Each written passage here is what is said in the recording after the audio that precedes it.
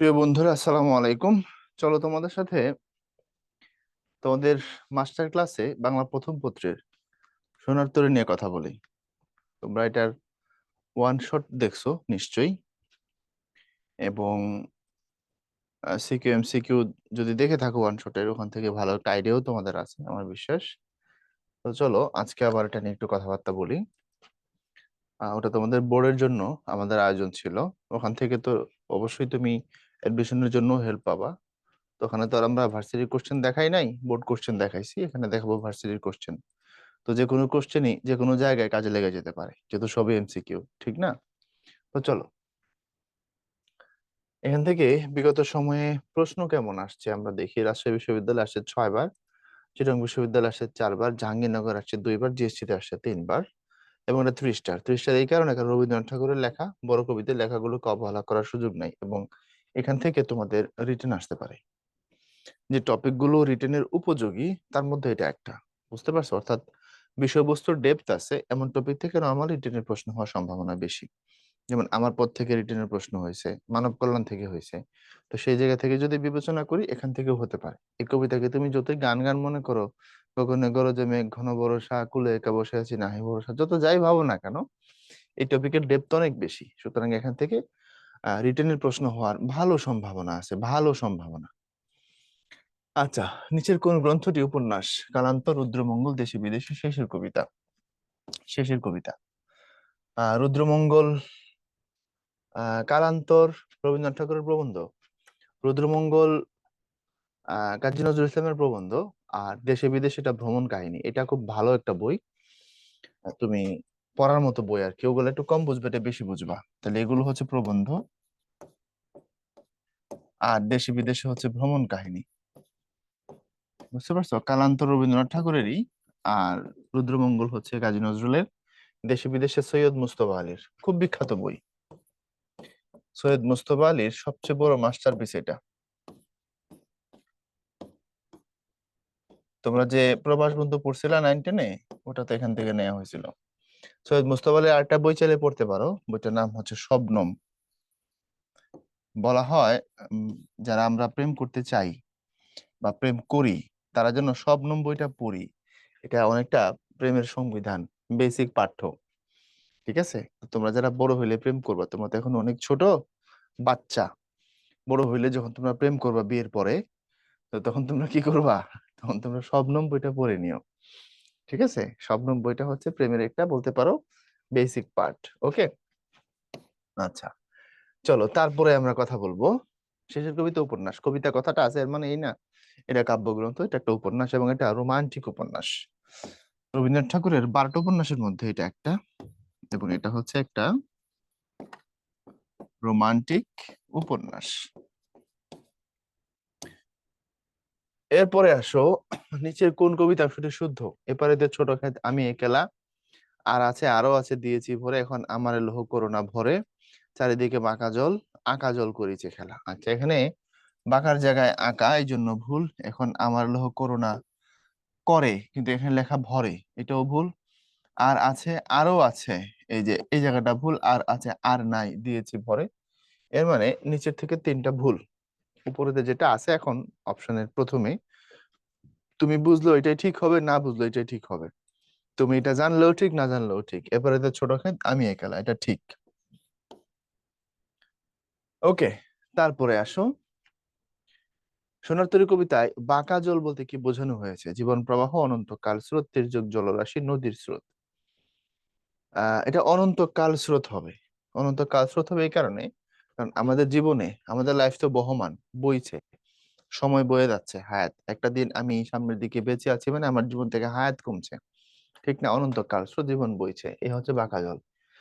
একখানি ছোট ক্ষেত আমি একলা, চারিদিকে বাঁকা জল করিছে খেলা।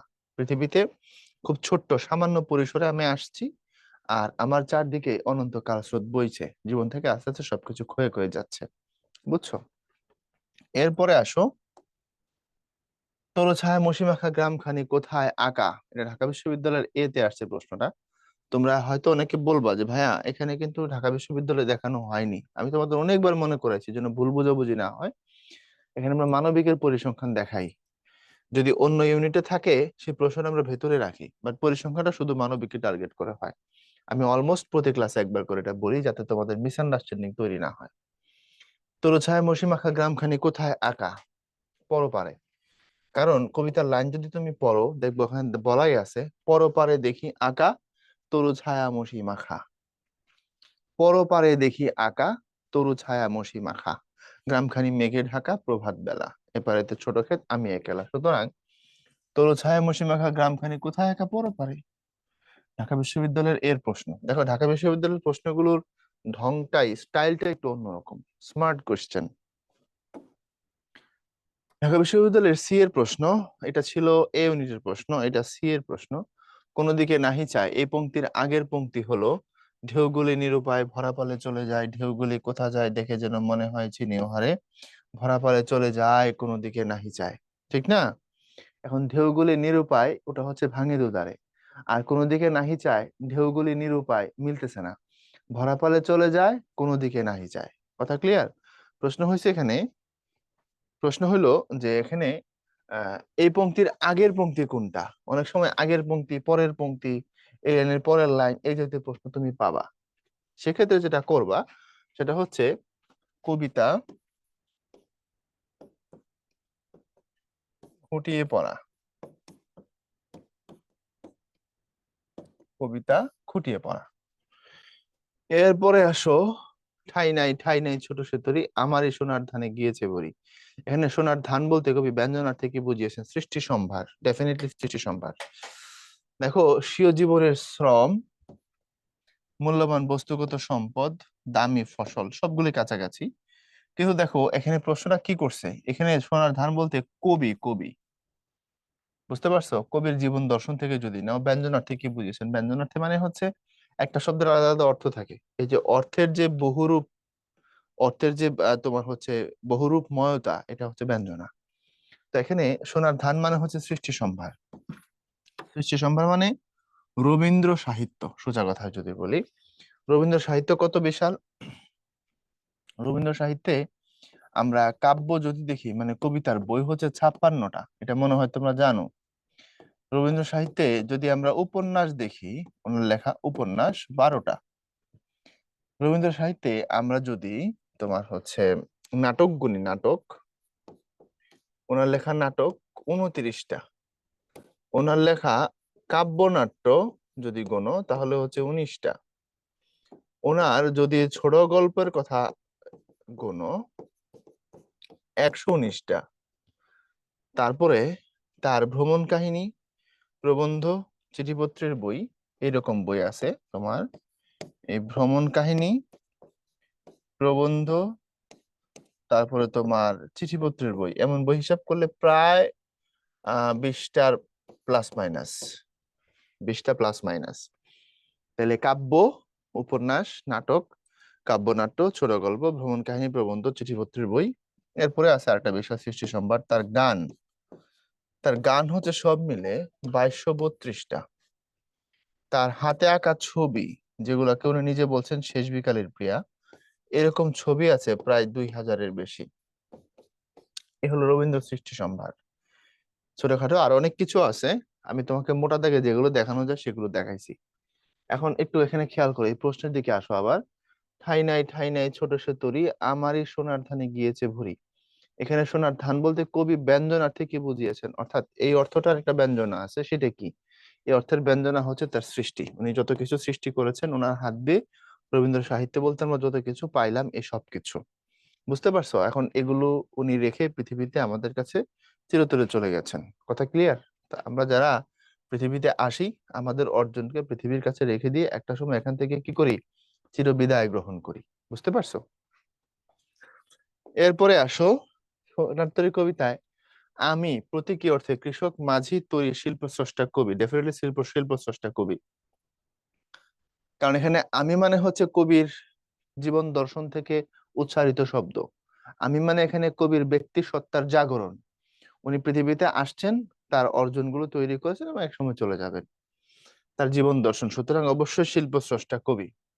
কবি কোথায় পড়ে রইলেন? মহাকালের পথে, ছোট ক্ষেতের পাশে, শূন্য নদীর তীরে, বাঁকা জলের স্রোতে, শ্রাবণ গগন ঘিরে, ঘন মেঘ ঘুরে ফিরে, শূন্য নদীর তীরে রহিনুপুরী, যাহা ছিল নিয়ে গেল সোনার তরী। পরিষ্কার কবিতার মধ্যে লাইন থেকে কোট করা। আমি তোমাদের বলছি যে লাইন ভালো মতো পড়তে হবে কবিতাগুলো, আগে কি পরে কি দেখো। কবিতা লাইন থেকে প্রশ্ন হচ্ছে। তো কবি পড়ে রয়েছেন কোথায়? শ্রাবণ গগন ঘিরে ঘন মেঘ ঘুরে ফিরে, শূন্য নদীর তীরে রহিনুপুরী, যাহা ছিল নিয়ে গেল সোনার তরী। এই প্রশ্নটা কোথায় আসছে? রাজশাহী বিশ্ববিদ্যালয়ের সিতে আসছে 22-23 সেশনে। এরপরে আসো, গান গেয়ে তরি বেয়ে কে কে আসে পারে, দেখে যেন মনে হয় চিনি ও হারে। তাহলে গান গেয়ে তরি বেয়ে কে আসে পারে, কে আসে পারে মাঝি।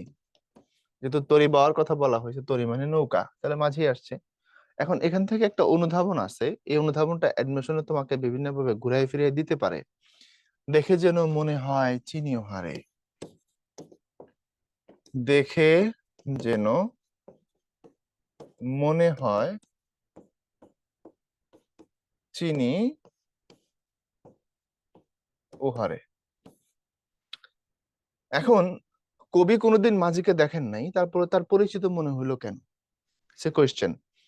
তুমি যখন খুব বিপদে পড়বা, যখন ওই সময় তোমার সাহায্যকারী কেউ থাকবে না, আশেপাশে মানুষই নেই, তখন হঠাৎ করে যদি তুমি কোনো মানুষকে আসতে দেখো, সে তোমার পূর্ব পরিচিত না, বংশের কেউ না, বন্ধু বান্ধব না, সিনিয়র জুনিয়র কেউ না, সম্পূর্ণ নতুন মানুষ।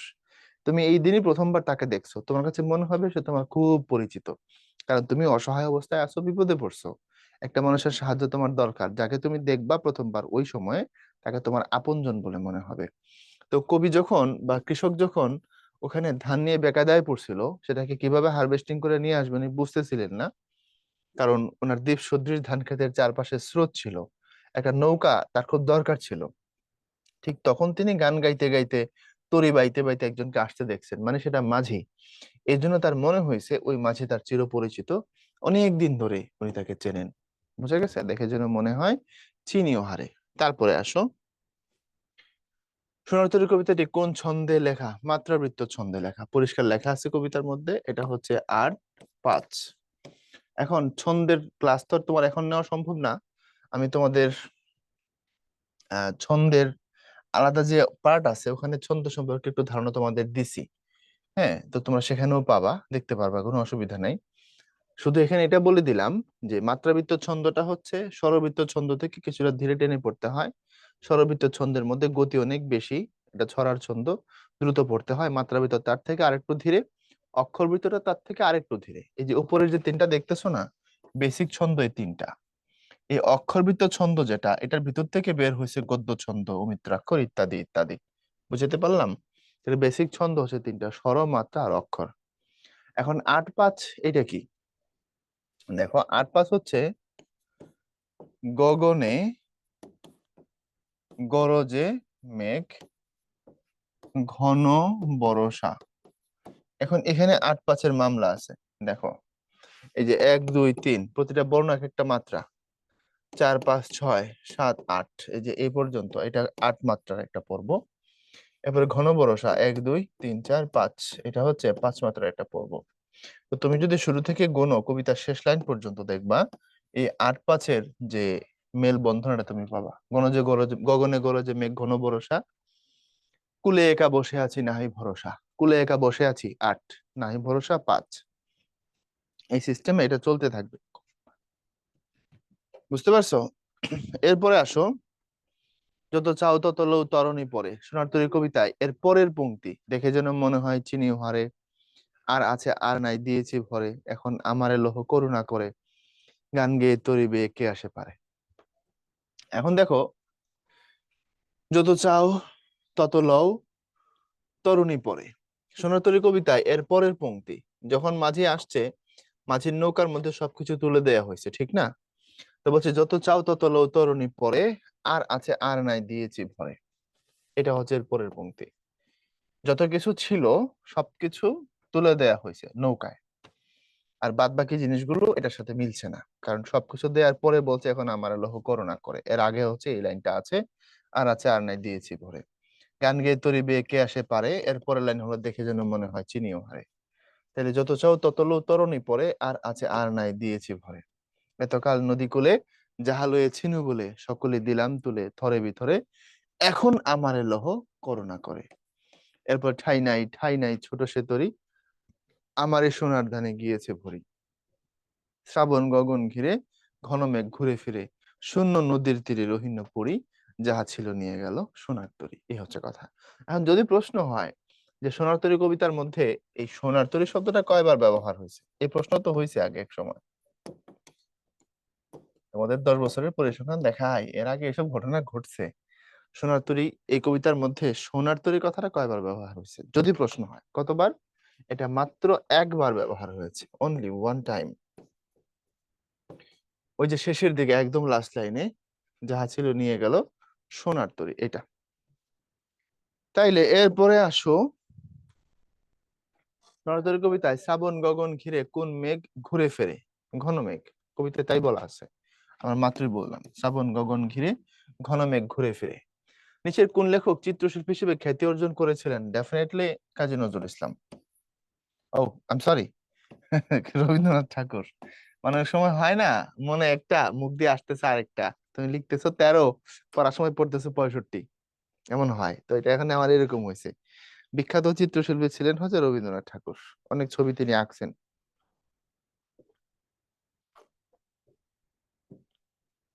এরপরে আসো,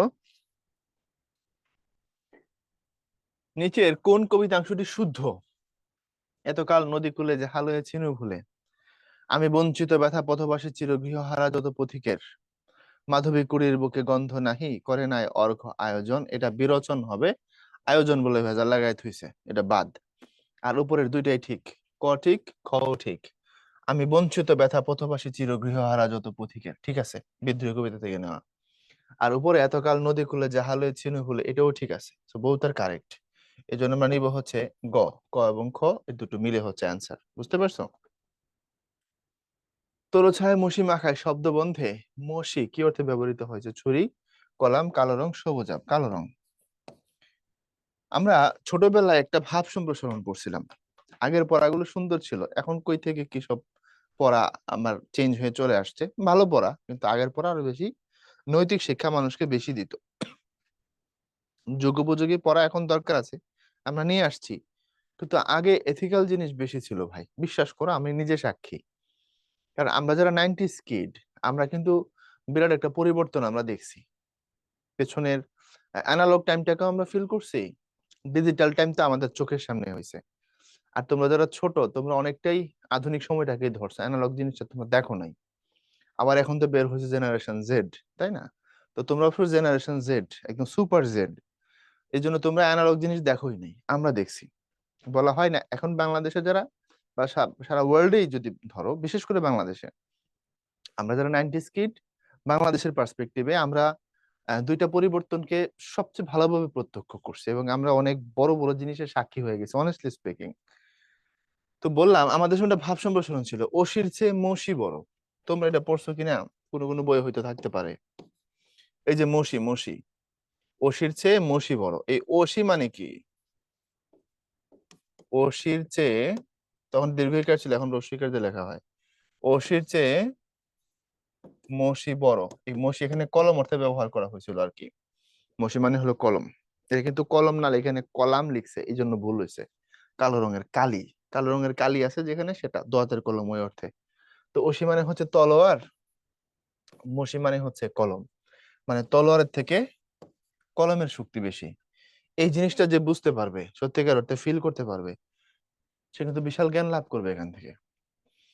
তোমার প্রচন্ড প্রভাব আছে, মানুষ তোমাকে ভয় পাইতে পারে, মান্য করবে না। ভয় পাওয়ার মান্য করা আলাদা জিনিস। আমার স্কুল লাইফে, কলেজ লাইফে আমরা যে টিচার গুলো দেখছি, তুমি যে টিচার দেখছো, খেয়াল করে দেখো, আমাদের সময় তো বেতের প্রচলন ছিল। যেদিন থেকে বেত উঠে গেছে সেদিন থেকে পোলাপান গুলা কেমন জানি বেয়ারা হয়ে গেছে। তা আমাদের এক টিচার ছিল, ভদ্রলোক, বেত নিয়ে আসতো, কোনো কোনো সময় দুইটা নিয়ে আসতো। আমরা বেতের ভয়ে আমরা চুপ থাকতাম। স্কুল লাইফের কথা বলছি, মায়ের ভয়ে। উনি খুব ভালো যে পড়াইতেন এমন না, কিন্তু মায়ের ভয়ে আমরা ক্লাসে চুপচাপ বসে থাকতাম। আচ্ছা, আরেকজন টিচার, উনিও বেত নিয়ে আসতেন, একটাই আনতেন। তো উনি আসলে আমরা উৎসুক হয়ে তার কথা শুনতাম। এবং যাকে আমরা খুব পছন্দ করতাম, উনার বেতের সিস্টেমটা হচ্ছে এই, উনি যখন 3টা রো ছিল তো আমাদের বেঞ্চে, 3টা রো মানে মাঝখানে 2টা হাঁটার রাস্তা।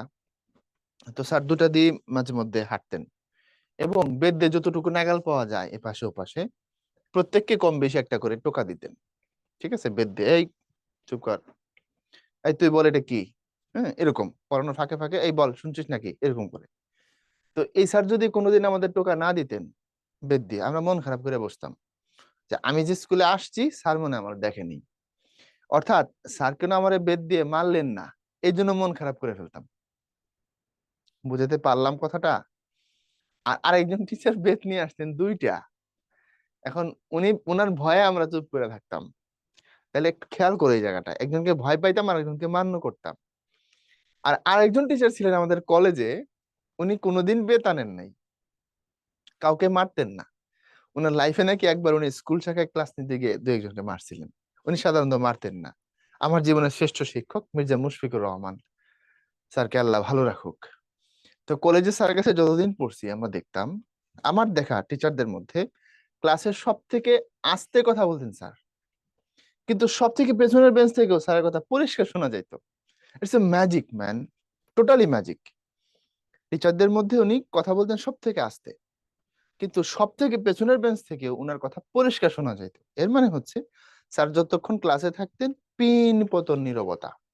আমরা যে স্যারকে ভয় পায় নীরব থাকতাম এমন না, আমরা এনজয় করতাম, আমরা প্রতিটা জিনিস শুনতে চাইতাম।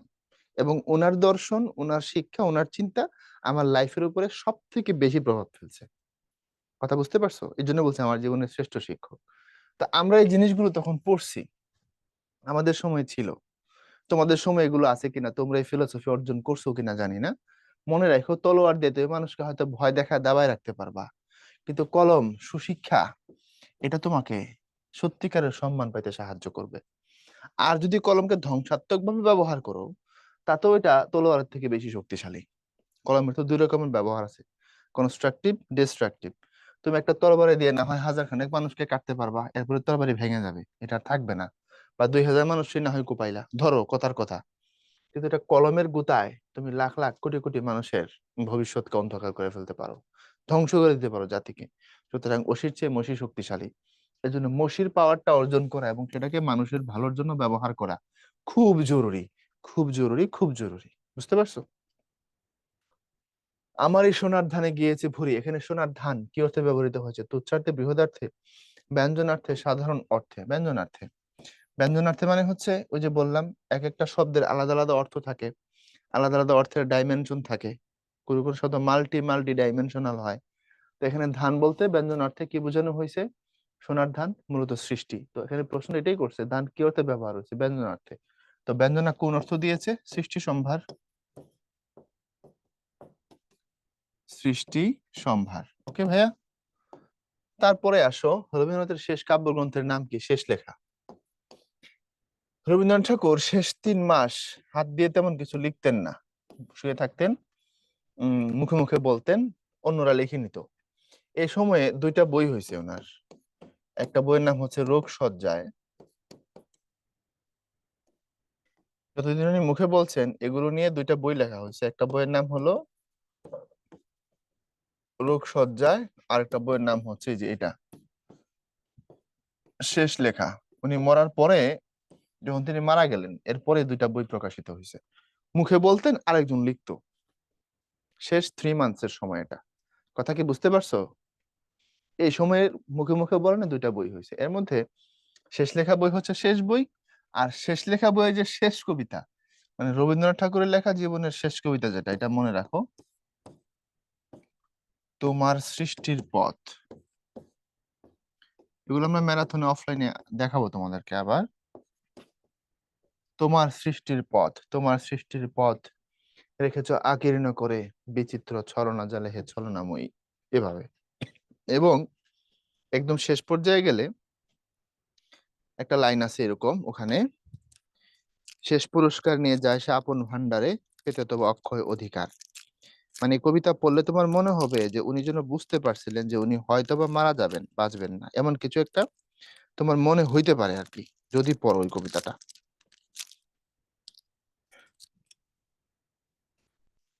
রবীন্দ্র সাহিত্য ঘাটবা, ঘাটার চেষ্টা করবা।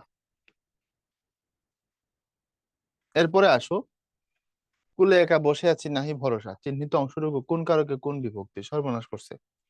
এটা তো কারকের প্রশ্ন। এখন যেহেতু এই কবিতার সাথে মিলছে এই জায়গায় দিয়ে রাখছে, ঠিক আছে।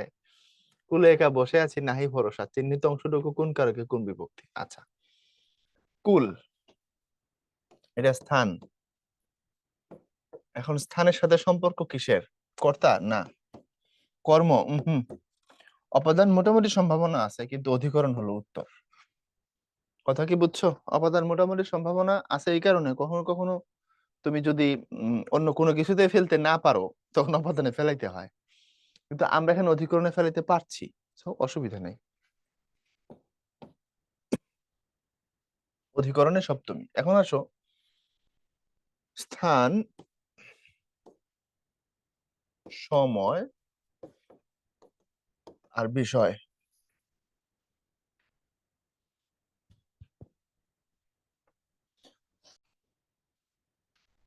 তো এই জিনিসগুলোর সাথে জড়িত হচ্ছে অধিকরণ, তাই না? স্থান, সময়, বিষয় এগুলোর সাথে জড়িত যে কারক সেটা হচ্ছে অধিকরণ কারক। আর কুলে, খেয়াল করো, কুল এ, এ হলো কুল, তার সাথে এ যুক্ত আছে, তো এ হলো সপ্তমী বিভক্তির লক্ষণ এটা। তো আমরা এখান থেকে এই জন্য নিলাম অধিকরণের সপ্তমী। ওকে, কারকের ক্লাস দেখলে এখান থেকে আরো বিস্তারিত পাবো, ওখানে ভাই ডিটেল বুঝাই দিছি। কারকের প্র্যাকটিস দেখানোর পাশাপাশি কারকের বেসিক ধরাই দিছি, দিয়ে তারপরে প্র্যাকটিস গুলা মানে কোশ্চেন গুলা করাইছি, বুঝছো? সাহিত্যের কোন শাখায় রবীন্দ্রনাথের পদচারণা নেই? মহাকাব্য। এখন জানি রবীন্দ্র ভক্তরা এসে ধরবা, ভাইয়া উনি কেন মহাকাব্য লিখলেন না? সাহিত্যের যুগের এক একটা সময়ের এক একটা ডিমান্ড আছে, বুঝো নাই মনে হয়। আমাদের লাইফে তুমি সাহিত্যের বাইরে আসা চিন্তা করো, আমরা অনেক কিছুকে গত 5-7 বছর আগে খুব পছন্দ করতাম, সময়ের সাথে খুব তাল মিলে ওটাকে গ্রহণ করেছিলাম। এখন এসে সেটাকে আর গ্রহণ করি না। খেয়াল করে দেখো, আমাদের ফ্যাশনের অনুষঙ্গের দিকে তাকাও, বা লাইফের অনেক কিছুতে। আবার এখন যেটাকে আমরা খুব বেসিক নিড বলে মনে করি, সামনে হয়তো সেটা আমরা অত বেশি নিড মনে করব না। ওইটার থেকে আপডেট কোনো কিছু আসবে, ওই সময় ওইটার ডিমান্ড তৈরি হবে এবং সেটাকে তুমি ইউজ করবা। আর বর্তমানে যেটা তোমার হাতে আছে, খুব সম্ভবত সেটাকে তুমি আর ব্যবহার করবা না। এখন বাংলা সাহিত্যের যুগ তুমি যদি দেখো, 650 থেকে 1200 প্রাচীন যুগ, শুধুমাত্র চর্যাপদ ছিল এই সময়টায়। এরপরে 1201 থেকে 1800 এটা মধ্যযুগ, সব ছিল পদ্য বা কাব্য সাহিত্য। এরপরে 1801 থেকে বর্তমানে চলমান যুগ যেটা, এটা হচ্ছে আধুনিক যুগ। এই আধুনিক যুগের সাহিত্য হচ্ছে গদ্য প্লাস কবিতা আছে এখানে, কিন্তু আধুনিক যুগে গদ্যের প্রভাব অনেক বেশি। আচ্ছা, এখন মহাকাব্যের যে নেচার নিয়ে যদি আমরা কথা বলি, মহাকাব্য বাংলা সাহিত্যে যা লেখা হয়েছে সব আধুনিক কালে লেখা হয়েছে, মধ্যযুগে কোনো মহাকাব্য লেখা হয় নাই। কিন্তু মহাকাব্যের যে সময়টা মাইকেলকে দিয়ে শুরু হয়েছিল, আর রবীন্দ্র যুগের ঠিক আগে আগে আসা শেষ হয়ে গেছে, এর আগে মহাকাব্য লেখা হয়েছে। মাইকেল থেকে শুরু করে, মাইকেলের জীবনটা একটু খেয়াল করো। মাইকেল 1824 1873, এটা হচ্ছে মাইকেলের জীবন। মাইকেল মধুসূদন দত্তের জন্ম 1824 সালে, 1873 সালে তিনি মারা গেছেন। আর রবীন্দ্র যুগ তুমি যদি খেয়াল করো, রবীন্দ্র যুগ হচ্ছে 1901 সাল থেকে শুরু করে 1940-41 সাল উনি মারা যাওয়া পর্যন্ত রবীন্দ্র যুগ। তো রবীন্দ্র যুগে আসার পরে ওই সময়টার আগে এই যে মাইকেলের যে জীবনটা এবং জীবন পরবর্তী সময় রবীন্দ্র যুগ শুরু হওয়ার আগ পর্যন্ত, এই সময়টার আশপাশটা হচ্ছে মহাকাব্যের সময়। ওই সময় সাহিত্যে মহাকাব্যের ডিমান্ড ছিল, সাহিত্যে মহাকাব্যের একটা মানে হচ্ছে তোমার ফ্লো ছিল, অনেকে মহাকাব্য লিখেছেন। এর পরবর্তীতে খুব যে মহাকাব্য আমরা দেখেছি এমন না। এই জন্য রবীন্দ্রনাথ ইচ্ছা করে মহাকাব্য লিখেননি। এমন না যে তিনি মহাকাব্য লিখতে পারেন না, লিখেন নাই, ওই সময় আর কেউই লিখে নাই। বুঝতে পারছো কথাটা? তারপরে হচ্ছে শ্রাবণ গগন ঘিরে ঘন মেঘ ঘুরে ফিরে শূন্য নদীর তীরে রহিন পরি, পরের লাইনটি কি? যাহা ছিল নিয়ে গেল সোনার তরী, ঠাই নাই ছোট সুতরে গান গেয়ে তরিবে, যাহা ছিল নিয়ে গেল সোনার তরী। কারণ শ্রাবণ গগন ঘিরে ঘন মেঘ ঘুরে ফিরে শূন্য নদীর তীরে রহিন পরি, যাহা ছিল নিয়ে গেল সোনার তরী, ব্যাস। এটাই শেষ লাইন, পরের লাইন মানে একদম কবিতারও শেষ লাইন। তারপরে আসো, রবীন্দ্রনাথ ঠাকুরের প্রকাশিত প্রথম কাব্যগ্রন্থ কোনটি? প্রথম কাব্যগ্রন্থ হচ্ছে বনফুল। এখানে যেগুলো আছে অপশন, বাকিগুলো যাচ্ছে না, বনফুল। এরপরে হচ্ছে সবগুলো গ্রন্থ রবীন্দ্রনাথ ঠাকুরের এমন গুচ্ছ নয় কোনটি? এই জাহাঙ্গীরনগর। এরকম গুচ্ছ, বানান গুচ্ছ, গ্রন্থ গুচ্ছ, কবিতা গুচ্ছ, কাব্য গুচ্ছ ইত্যাদি যত অল গুচ্ছস ফ্রম জাহাঙ্গীরনগর। আচ্ছা, বলছে রবীন্দ্রনাথ ঠাকুরের নয়, নয়, নয়, মানুষের শেষ লেখা বলাকা রবীন্দ্রনাথ, সোনার তরী চিত্রা পূর্বাভাস, এটা উত্তর এটা। খনিকা পুনঃ চিত্রাঙ্গদা রবীন্দ্রনাথ, জন্মদিনে বিসর্জন খনিকা রবীন্দ্রনাথ। এখানে সোনার তরী রবীন্দ্রনাথের, চিত্র রবীন্দ্রনাথের, কিন্তু পূর্বাভাস যেটা এটা সুকান্ত ভট্টাচার্যের। এখন দেখো, তোমাকে বলছে কিন্তু গুচ্ছটা না, মানে সবগুলোই রবীন্দ্রনাথের এমন না। এখন কর সবগুলো রবীন্দ্রনাথের। মানুষের শেষ লেখা বলাকা সবগুলো কবিতার বই। সোনাতরী চিত্রা কবিতার বই, খনিকা পুনশ্চ চিত্রাঙ্গদা, খনিকা পুনশ্চ কবিতার বই, চিত্রাঙ্গদা একটা নাটক, কাব্য নাট্য এটা। জন্মদিনে কবিতার বই, বিসর্জন নাটক, খনিকা কবিতার বই। এখন অপশন হলো চারটা, তিনটা করে দিয়ে রাখছে, তিন চারা 12টা, 12টার মধ্যে 11টাই রবীন্দ্রনাথের, একটা রবীন্দ্রনাথের না, পূর্বাভাস সুকান্ত ভট্টাচার্যের। এখন তোমার যদি সব বইয়ের কোনটা কার না জানো, উত্তর দিতে পারবা? তোমাদের যদি আমরা বলি কবি পরিচিতি ভালো করে পড়বা, কোনটা কার বই, কোন ধরনের বই, এটা জানতে হবে, তোমাদের মাথায় আকাশ ভেঙে পড়ে। ভাই এটা পড়তে হবে, এত সাল কেমনে মনে রাখবো ভাই, এটা কি ধরনের কথা? তোমার মাথা 10,000 সুপার কম্পিউটার থেকে বেশি পাওয়ারফুল, তো তোমার কাছে তো এগুলো কিছুই না। আর তোমরা বিশাল মনে করো ভাই এতগুলা সাল, এত তো বই মনে রাখতে হবে, রাখো না রে ভাই, রাখলে না তুমি সাইন করবা। তাহলে রবীন্দ্রনাথ ঠাকুরের নয় এমন গুচ্ছ না, সবগুলো গ্রন্থ রবীন্দ্রনাথ ঠাকুরের নয়। রবীন্দ্রনাথ ঠাকুরের এমন গুচ্ছ নয় কোনটি, মানে নয় হচ্ছে এটা, সোনার তরী চিত্র পূর্বাভাস। এরপরে আসো, রবীন্দ্রনাথের সোনার তরী কবিতার মাঝি কিসের প্রতীক? মৃত্যু, ইহকাল, জীবনের প্রতীক, মহাকালের প্রতীক। মাঝি সে কি করছে? সে সোনার ধান লয়া চলে গেছে, এমনি মহাকালের প্রতীক। মহাকাল আমাদের এই পৃথিবী, সে আমার কর্মকে, আমার সৃষ্টি সম্ভারকে রেখে দেয়। রবীন্দ্রনাথ ঠাকুরের সোনার তরী কবিতার কথক নৌকায় অবস্থান করে, নদীর তীরে অবস্থান করে, অজ্ঞাত স্থানে অবস্থান করে, ঘরের বারান্দা অবস্থান করে।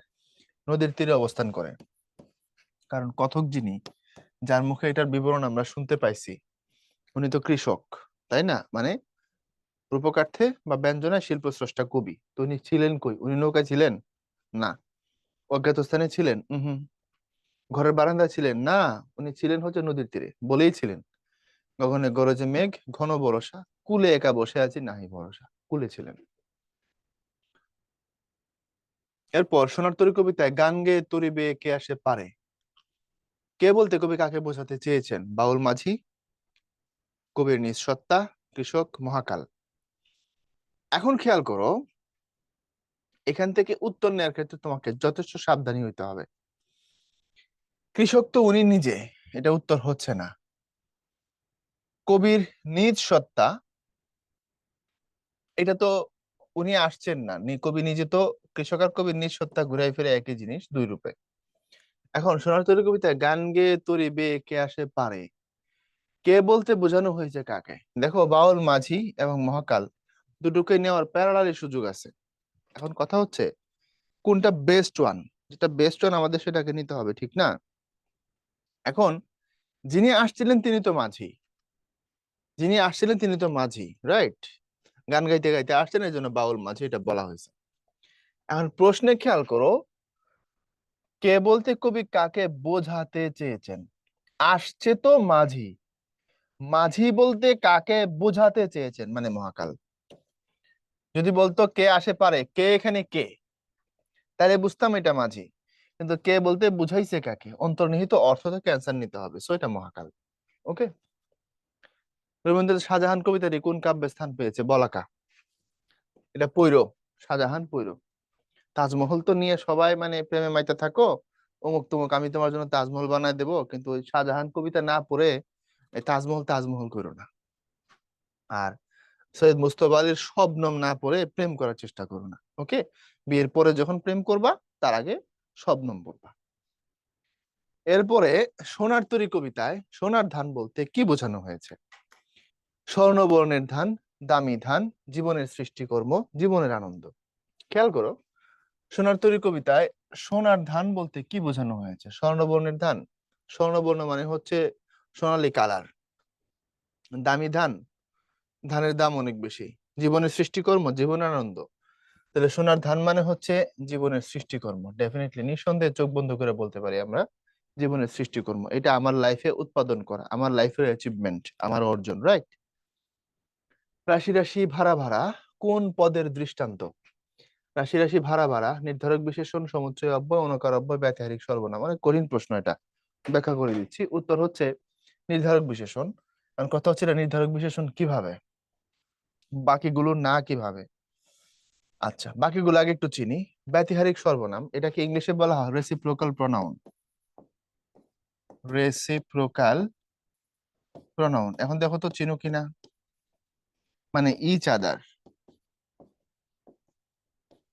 তারপরে ওয়ান অ্যানাদার, এগুলো। এরপরে সমুচ্চয় অব্যয় আর অনুকার অব্যয়।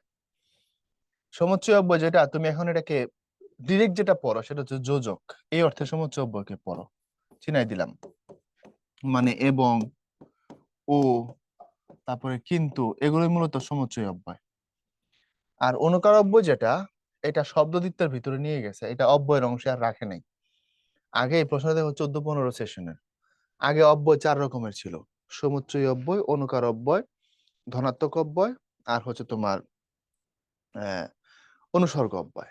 এখন অব্যয়ের যে ক্যাটাগরি ছিল ওইখানে নাই এখন আর এইসব। কাহিনীটা ওই জায়গা থেকে নিয়ে আসছে। আমি তোমাকে আগে আগে একটু অব্যয়টা বুঝাই দিয়ে রাখো, তারপরে বুঝতে পারবা। আগে অব্যয় বলতে এই সমুচ্চয়ী,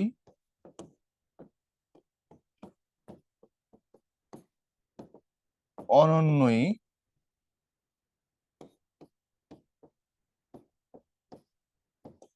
পদান্বয়ী,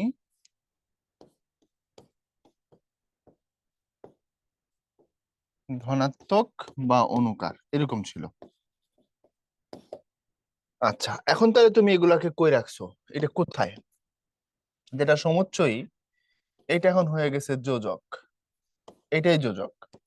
মানে এই এবং, ও, আর, কিন্তু, সুতরাং, হয়তোবা, নয়তোবা, যা হোক, অতএব, এগুলো। যেটা অনন্যই, এটার আরেক নাম হচ্ছে আবেগ। দেখো এখন চিনো কিনা। মানে আহা, ইস কি ঠান্ডা, তারপরে উফ কি গরম, তারপরে আরো যা তুমি বলো, ওয়াও টাও থেকে যা আছে সব। পদান্বয়ী যেটা, সেটার নাম হচ্ছে অনুসর্গ, মানে প্রেপোজিশন। আর এটা হচ্ছে অনন্যই যেটা, এটা ইন্টারজেকশন। আর ওটা যেটা সেটা কানেক্টরস। এখন পদান্বয়ী বা অনুসর্গ অব্যয় যেটা, সেটা কোনটা? সেটা হচ্ছে হতে, থেকে, চেয়ে, দিকে, প্রতি, উপরে মানে অন, ইত্যাদি। আর ধনাত্মক বা অনুকার অব্যয় যেটা, এটা শব্দতত্ত্বের ভিতরে নিয়ে গেছে। এটার সহজ যদি তোমার বোঝাইতে চাই, অনুভূতিজাত কাল্পনিক ধ্বনি। আমাদের অনুভূতির মধ্যে যেগুলোকে ধ্বনি দ্বারা প্রকাশ করি সেটা ধনাত্মক, যেটার ধ্বনি নাই সেটা শুধু অনুকার। এভাবে আলাদা করে পড়তে পারো, যদিও দুইটা একই জিনিস। যেমন ধরো, আমরা বললাম মাথা ঝিমঝিম করছে, ঝিমঝিম মাথা ব্যথার অনুকার। তারপরে বললাম কুকুরটা ঘেউ ঘেউ করে ডেকে উঠলো, কুকুরের ডাকের অনুকার। তারপরে বৃষ্টি পড়ে টাপুর টুপুর, বৃষ্টির ধ্বনির অনুকার। তারপরে ফোড়াটা ব্যথা করছে, কেমন করে? টন টন করে, ফোড়া ব্যথার অনুকার। এখন এই জায়গা থেকে একটা জিনিস শিখার আছে, মনোযোগ দাও, জায়গাটা কঠিন। দেখো, ঝিমঝিম মাথা শব্দ করে না, শুধু অনুকার। বৃষ্টি পড়ে টাপুর টুপুর, ধনাত্মক অনুকার, কারণ ধ্বনি আছে। কুকুরটা ঘেউ ঘেউ করে ডাকে, এটাও ধনাত্মক অনুকার, কারণ এটার ধ্বনি আছে। ফোড়াটা ব্যথা করতেছে টনটন করে, ফোড়া শব্দ হয় না, এটা শুধুমাত্র অনুকার। তো আমি যখন ওই সিলেবাসটা পড়াইতাম আমি এইভাবে বলতাম, মূলত ধনাত্মক অব্যয় অনুকার অব্যয় একই জিনিস। তবে বোঝার জন্য তুমি মনে রাখবা, অনুভূতির মধ্যে যেটা সাউন্ডে প্রকাশ করা যায় সেটা ধনাত্মক, আর যেটা সাউন্ডে প্রকাশ করা যায় না সেটা অনুকার। যদিও দুটো একই। ঠিক আছে, কথাটা বোঝার জন্য আলাদা সেপারেট করে ধরাই দিতাম, তোমাদেরকেও ধরাই দিলাম। আর এখন এটা আর অব্যয়ের ভিতরে নাই, এটাকে শব্দদিত্তের ভিতরে নিয়ে গেছে, দেখেই বুঝতে পারতেছো শব্দদিত্তে আমরা এগুলোকে পড়াইছি তোমাদেরকে। হ্যাঁ, এখন উপরের দিকে আসো।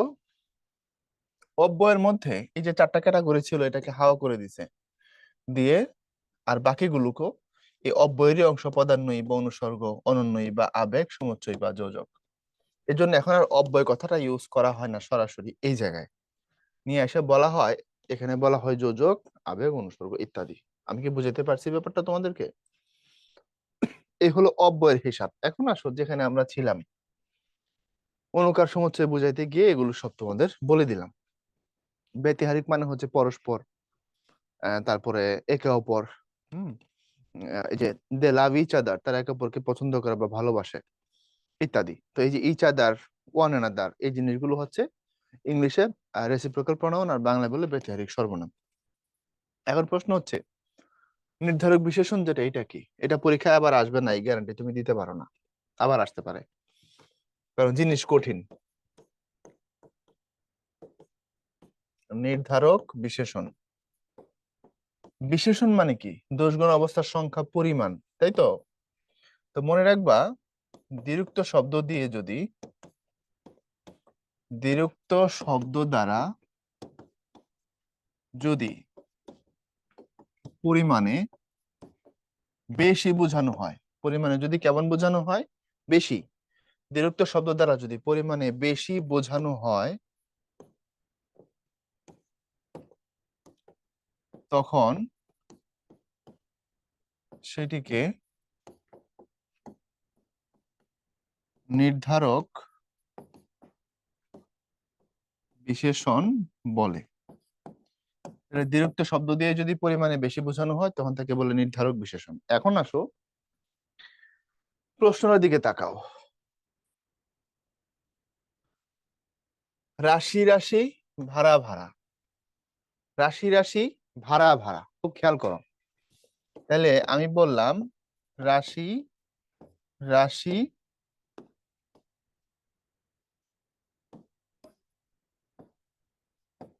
রাশি রাশি ধান, পরিমাণে কেমন বুঝাইছি? বেশি। তারপরে ভাড়া ভাড়া ধান, পরিমাণে কি বুঝাইছি? বেশি। লাল লাল ফুল, পরিমাণে কি বুঝাইছি? বেশি। তাহলে এখন এখান থেকে যদি তুমি এই ব্যাপারটাকে ফাইন্ড আউট করো, রাশি রাশি ধানের পরিমাণ বেশি, ভাড়া ভাড়া ধানের পরিমাণ বেশি, লাল লাল ফুল ফুলের পরিমাণ বেশি। তাহলে এখন যদি কোনো শব্দ পরস্পর দুইবার পাশাপাশি বসে, মানে একই ভাবে পাশাপাশি বসে বা সামান্য পরিবর্তন হয়েও বসে, এগুলোকে দ্বিরুক্ত শব্দ বা শব্দদ্বিত্ব বলে। তাহলে রাশি রাশি দুইবার, ভাড়া ভাড়া দুইবার, লাল লাল দুইবার। কথা ক্লিয়ার? তাহলে এই যে রাশি রাশি, এটা একটা নির্ধারক বিশেষণ, ভাড়া ভাড়া এটাও একটা নির্ধারক বিশেষণ। যদিও কবিতায় দুটোকে একসাথে ব্যবহার করা হয়েছে, রাশি রাশি ভাড়া ভাড়া, ধান কাটা হলো সারা, অর্থাৎ অনেক বেশি ধান কাটা হয়েছে। রাশি রাশি মানে তো ক্ষেতের রাশি বুঝাইছে। আর ভাড়া মানে হচ্ছে ধান রাখবার পাত্র, বড় পাত্র আছে না যেটার মধ্যে ধান রাখে। এক এক এলাকায় এক এক নামে ডাকে এটাকে, কোথাও ঝুড়ি বলে, কোথাও হলই বলে, আমাদের এলাকায় বলে হলি, এরকম করে বলে, এক এক এলাকার এক এক নাম এটার। এটারে বলা হয় ভাড়া, অর্থাৎ প্রচুর ধান ফলছে। তাহলে রাশি রাশি ধান, ভাড়া ভাড়া ধান, এটা দেব ধানের পরিমাণ বেশি বুঝাইছে। এটা কোন পদের দৃষ্টান্ত? প্রশ্নের ডেপথ অনেক। এটা নির্ধারক বিশেষণ, কারণ এটা দ্বারা পরিমাণে বেশি বোঝানো হয়েছে। এই জন্য আমরা এখানে, আমি তোমাদেরকে ডেফিনেশন লিখে দিচ্ছি, দ্বিরুক্ত শব্দ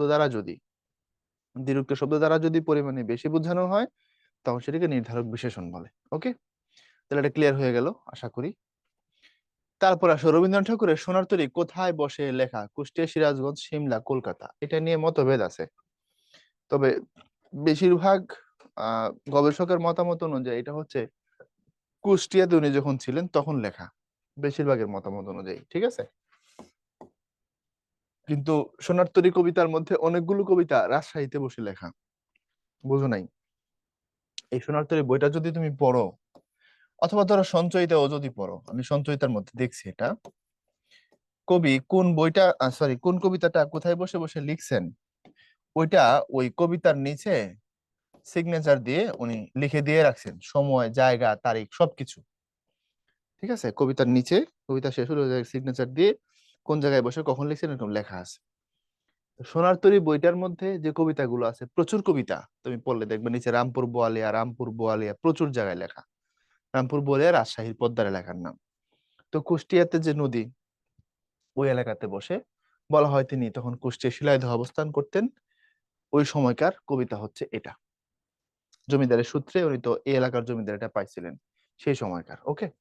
তবে সিরাজগঞ্জ যেটা, এটাও রবীন্দ্র স্মৃতি বিজড়িত জায়গা। বাংলাদেশে রবীন্দ্রনাথের স্মৃতি বিজড়িত জায়গা একেবারে মানে ঘনিষ্ঠ স্মৃতি আছে তিনটা জায়গায়। একটা হচ্ছে কুষ্টিয়ার শিলাইদহ, যেখানে রবীন্দ্র কুটি বাড়ি। আরেকটা হচ্ছে এই যে সিরাজগঞ্জ দেখতেছো, সিরাজগঞ্জের শাহজাদপুর, যেখানে এখন রবীন্দ্র বিশ্ববিদ্যালয় হয়েছে একটা, দেখবা শাহজাদপুর এটা। আরেকটা হচ্ছে নওগাঁর পতিসর। এই তিনটা জায়গা রবীন্দ্রনাথের প্রত্যক্ষ স্মৃতি বিজড়িত। উনি ঢাকাতেও আসছিলেন, সেই হিসেবে বলিনি, প্রত্যক্ষ স্মৃতি বিজড়িত জায়গা হচ্ছে এগুলো। রবীন্দ্রনাথ প্রতিষ্ঠিত শিক্ষা প্রতিষ্ঠানের নাম রবীন্দ্র ভারতী, বর্ধমান বিশ্বভারতী, কলকাতা বিশ্ববিদ্যালয়। বিশ্বভারতী এটা ওনার প্রতিষ্ঠা করা। এটা হচ্ছে তোমার পশ্চিমবঙ্গের একটা জেলা আছে, জায়গা আছে, নাম হচ্ছে বোলপুর, ওই জায়গায় তৈরি করা। এরপরে আসো, খরপরশা শব্দের অর্থ কি? খরপরশা শব্দ ধারালো বর্ষা, ভয়ঙ্কর বিপদ, কাল স্রোত, আসন্ন ধ্বংস, নানান ভাবে তুমি এটাকে বলতে পারো। কিন্তু খরপরশা মানে ধারালো বর্ষা, বর্ষার যোগ বচন ধারালো, এটাকে বলা হয়। ভরা নদী ঘুর ধারা, খরপরশা খুরের মতো ধারালো, বর্ষার ধারের মতো ধারালো। অর্থাৎ নদীর মধ্যে যে স্রোত ছিল সেটাকে বর্ষার সাথে এবং খুরের ধারের সাথে কম্পেয়ার করা হয়েছে। রবীন্দ্রনাথ ঠাকুরের শেষ লেখা কোন ধরনের রচনা? শেষ লেখা কাব্য। কাব্য মানে কবিতার বই, মনে রাখবা। যেটা কবিতার বই, যেটা কবিতার বই সেটাই কাব্য গ্রন্থ, সেটাই কাব্য। অনেকগুলো কবিতাকেও কাব্য বলা হয়, তবে তিনটা কথা সিমিলার। সোনার তরী কোন গ্রন্থের কবিতা? সোনার তরী সোনার তরী গ্রন্থের নাম কবিতা। যে নামে বইটা, ওই নামে যদি ভিতরে কবিতা থাকে ওই কবিতাটাকে তখন ওই বইয়ের নাম কবিতা বলা হয়। সোনার তরী কবিতার মূল ভাব বস্তুগত বিষয় কি? নদী, নৌকা, প্রকৃতি, জীবন, কৃষক, ধান, মহাকালো মানুষ। মহাকালো মানুষ। কারণ সোনার তরী যেহেতু একটা মেটাফরিক্যাল পয়েম, রূপক কবিতা, তো রূপক কবিতায় কখনো বাহ্যিক জিনিস যেটা তুমি দেখতে পাচ্ছ এটা বোঝানোর চেষ্টা করা হয় না। মানে রবীন্দ্রনাথ তোমার এখানে নদী, নৌকা, মাঝি, ধান, স্রোত এগুলো বোঝাতে চাননি, তোমার বুঝাইতে চাইছে মহাকালের মানুষ। রূপক মানে রূপের অন্তরাল, দেখানো হবে একটা, বোঝানো হবে আরেকটা। এরপরে তরু ছায়া মসি মাখা কোন রঙের প্রসঙ্গ? মেটে, সবুজ, কালো, ধূসর। কালো। কারণ তরু ছায়া মসি মাখা, গাছের ছায়ায় গ্রামটা অন্ধকার হয়ে আছে। তরু ছায়া মসি মাখা মানে হচ্ছে এখানে কালো রঙের প্রসঙ্গ আনা হয়েছে। মসি মানেই কালো রং, দোয়াতের কালি যেটা, ওইটা। সোনার তরী কবিতার পংক্তি সংখ্যা, এখন যায় তোমার কবিতার লাইন পড়ে আসতে হবে আর কি। সোনার তরী কবিতাতে কয়টা লাইন আছে বুঝতে পারছো? তোমাদের সব কবিতার শুরুর লাইন, শেষ লাইন, হ্যাঁ, তারপরে কয়টা লাইন, এই জিনিসগুলো একটু মুখস্থ করে নিও, কাজে লাগতে পারে। আগে এই ধরনের প্রশ্ন আসতো, এখন আবার আসবে না বলা যায় না। ওটা 42 লাইনের কবিতা। এরপরে থরে ভিতরে শব্দের অর্থ কি? অবিন্যস্ত ভাবে না, অবিন্যস্ত ভাবে না। থরে ভিতরে মানে হচ্ছে স্তরে স্তরে তুমি সাজাইছো, তাহলে এটা দিতে পারলাম না আমরা, অবিন্যস্ত ভাবে নেওয়া যাবে না। মানে আমার যা কিছু ছিল সবকিছু নৌকার মধ্যে আমি তুলে দিছি, আমার যা কিছু ছিল সবকিছু নৌকার মধ্যে আমি সাজায় দিয়ে দিছি, আমার কাছে এখন আর কোনো কিছু নাই। কথা কি বুঝছো? এতকাল নদী কূলে যাহা লয়েছিনু ভুলে, সকলে দিলাম তুলে, থরে বিথরে মানে সুবিন্যস্ত করে সাজায় সাজায় তুলে দিলাম। এরপরে সোনারতরী কবিতায় কিসের খেলা করার কথা উল্লেখ রয়েছে? নৌকার, স্রোতের, বাঁকা জলের ঢেউয়ের। বাঁকা জল, চারিদিকে বাঁকা জল করিছে খেলা। একখানি ছোট ক্ষেত, আমি একলা, চারিদিকে বাঁকা জল করিছে খেলা। তাহলে কোনটা খেলা করার কথা বলা হয়েছে? বাঁকা জলের। সোনারতরী কবিতায় কোন বিষয়টি নিবিড় ভাবে মিশে আছে? কবির আশা, কবির নিরাশা, কবির দীর্ঘজীবনের প্রত্যাশা, কবির জীবন দর্শন। কবির জীবন দর্শন, উনি জীবনকে কিভাবে দেখেন ভাবেন সেগুলো। কবিতায় সোনার তরী কিসের প্রতীক?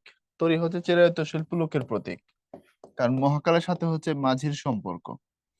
আর চিরায়ত শিল্পলোক এখানে সোনার তরী প্লাস বিদেশ যেটা আছে ওটাকেও দেখবা চিরায়ত শিল্পলোক বলা হয়েছে। এখন যদি তোমার প্রশ্ন আসে, এখানে আমরা সোনার তরী বলতে চিরায়ত শিল্পলোক নিতে পারছি, আবার বিদেশ যেটা সেটাও চিরায়ত শিল্পলোক অর্থে ব্যবহার হয়েছে, যখন যেটা যেভাবে থাকে। সোনার তরী কবিতাটি কোন ঋতুর প্রেক্ষাপটে রচিত? বর্ষা, বলাই আছে বর্ষাকালের কথা। সোনার তরী কবিতায় কৃষক কিসের প্রতীক? সৃষ্টিশীল মানুষের, চাষী, বঞ্চিত মানুষের, মহাকালের।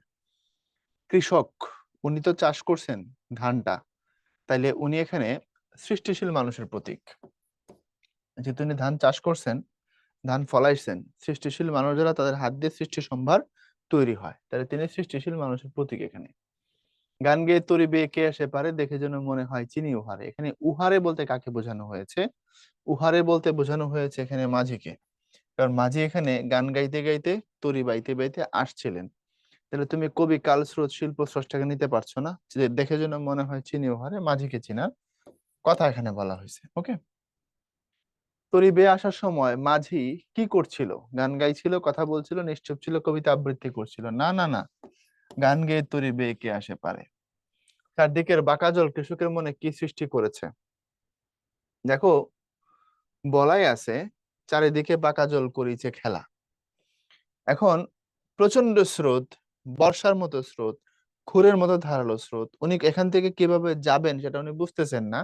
সবকিছু মিলে তার মনে একটা আশঙ্কা তৈরি হয়েছিল, চিন্তা, টেনশন। বুঝতে পারছেন? প্রেসারে পড়ে গেছিলেন, ডিপ্রেশনে চলে গেছিলেন। এবার বুঝছো? নিচের কোনটি রবীন্দ্রনাথ ঠাকুর রচিত কাব্যনাট্য? কাব্যনাট্য হচ্ছে চিত্রাঙ্গদা। তোমাদেরকে কিছুক্ষণ আগে যখন ভাইয়া কথা বলতেছিলাম তখনও বলে আসছি যে কাব্যনাট্য হচ্ছে চিত্রাঙ্গদা, আর মানসী, চিত্রা, খনিকা এগুলো সবগুলো কবিতার বই, মানে কাব্যগ্রন্থ। কাব্যনাট্য, তাহলে কাব্যনাট্য কি? এটা মূলত নাটক, সংলাপগুলো সবগুলো কবিতার ঢঙে ঢঙে হবে, এটাকে কাব্যনাট্য বলা হয়। নিচের কোনটি রবীন্দ্রনাথ ঠাকুর রচিত কাব্যগ্রন্থ? শেষ লেখা, শেষ প্রশ্ন, শেষের কবিতা, বিসর্জন। শেষ লেখা। শেষ প্রশ্ন এটা শরৎবাবুর লেখা উপন্যাস, শরৎচন্দ্রের উপন্যাস এটা। শেষের কবিতা এটা রবীন্দ্রনাথের উপন্যাস। বুঝতে পারছো? এই দুটোই হচ্ছে উপন্যাস। আর বিসর্জন যেটা, এটা নাটক, এবং এটা হচ্ছে রবি ঠাকুরের নাটক। তাহলে এখানে আমরা রবীন্দ্রনাথ ঠাকুরের কাব্যগ্রন্থ বুঝলাম শেষ লেখা, এবং সর্বশেষ কাব্যগ্রন্থ এটা। বারেক ভিড়াউতরি কুলিতে, সে বারেক মানে এখানে একবার, এই একবার কথাটা বার এক, সেখান থেকে বারেক, শুধু কবিতার ছন্দ রক্ষার জন্য একবার এটা 4 মাত্রা, বার এক এটাও 4 মাত্রা, কিন্তু বারেক এটা 3 মাত্রা। বুঝতেই পারছো? ওই যে 8-5 মেলানোর জন্য বারেক ভিড়াউতরি কুলেতে, সে বারেক মানে আব্দুল বারেক না। এখানে মাঝির প্রতি কবির কোন মনোভাব প্রকাশিত হয়েছে? অনুনয়, রিকোয়েস্ট করছেন যে দয়া করে তুমি তরিটা এখানে ভিড়াও। এটা তো বলে নাই যে তরি তোর ভিড়াইতেই হবে, নইলে খবর আছে, এমন কিছু না। ওগো তুমি কোথা যাও কোন বিদেশে, ওগো হচ্ছে সম্বোধন আবেগ, তাই না? সম্বোধন করছেন, অ্যাড্রেস করছেন কাউকে। ওগো তুমি কোথা যাও কোন বিদেশে, বারেক ভিড়াও তরি কুলেতে এসে, অনুনয় মানে রিকোয়েস্ট। রবীন্দ্রনাথের ছদ্মনাম কি ছিল? রবীন্দ্রনাথের ছদ্মনাম ছিল ভানু সিংহ। রবীন্দ্রনাথ ঠাকুর সব মিলে প্রায় 8-9টা ছদ্মনাম ইউজ করছেন। এত ছদ্মনাম কেন ইউজ করছেন উনি ভালো বলতে পারবেন। অনেকগুলো।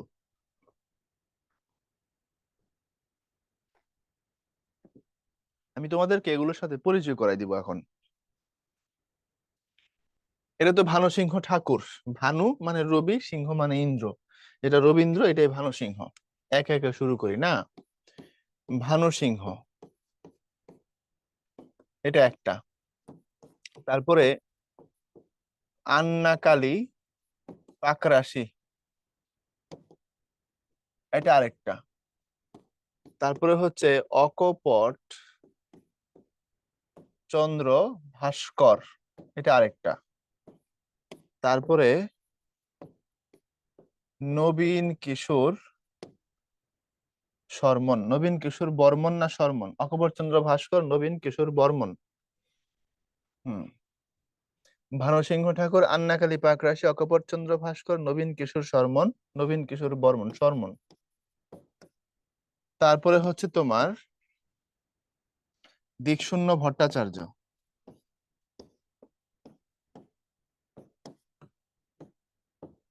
তারপরে হচ্ছে শ্রীমতী মধ্যমা, তারপরে হচ্ছে শ্রীমতী কনিষ্ঠা। এগুলো আঙ্গুলের নাম। এই যে মাঝখানের আঙ্গুলটাকে মধ্যমা বলে, এটাকে কনিষ্ঠা বলে, এটাকে অনামিকা বলে, এই যে আংটি যেটাতে পরানো হয়। আচ্ছা, শ্রীমতী মধ্যমা, শ্রীমতী কনিষ্ঠা। এরপরে হচ্ছে তোমার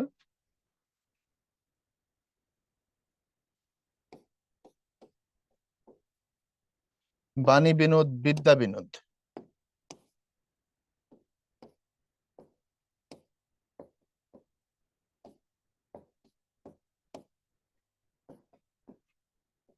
এখন চিন্তা করো কতগুলো নাম তার, কথা কি বুঝাতে পারছি? ভানুসিংহ ঠাকুর, আন্নাকালী পার্করাশি, অকপট চন্দ্র ভাস্কর, নবীন কিশোর শর্মন, দিকশূন্য ভট্টাচার্য, শ্রীমতী মধ্যমা, শ্রীমতী কনিষ্ঠা, বাণী বিনোদ, বিদ্যা বিনোদ। আরেকটা বোধহয় আছে, মনে পড়লে লিখবো না, নইলে আটটাই। তো এই সবগুলো ছদ্মনাম উনি ইউজ করছেন একে একে, মাথায় রাখো। এরপরে আসো, সোনারতরী কাব্য কত সালে প্রকাশিত হয়? 1892, 1894, 1913, 1894 সালে রবীন্দ্রনাথ ঠাকুর সোনারতরী কাব্য প্রকাশিত হয়। এই সময়টা রবীন্দ্র কাব্যের একটা গণজোয়ারের টাইম। প্রচুর কবিতার বই এই সময়ের আশেপাশে প্রকাশিত হয়েছে, যদি দেখো আর কি কবিতার বইয়ের নামগুলো বা সালগুলো। সোনারতরী কবিতায় সোনারতরী শব্দদের কতবার ব্যবহার করা হয়েছে? একবার ব্যবহার করা হয়েছে। সোনারতরী কবিতার সময়কাল কখন? রাত্রি, প্রভাত, সাঁঝ, দুপুর, গ্রামখানি মেঘে ঢাকা, প্রভাত বেলা।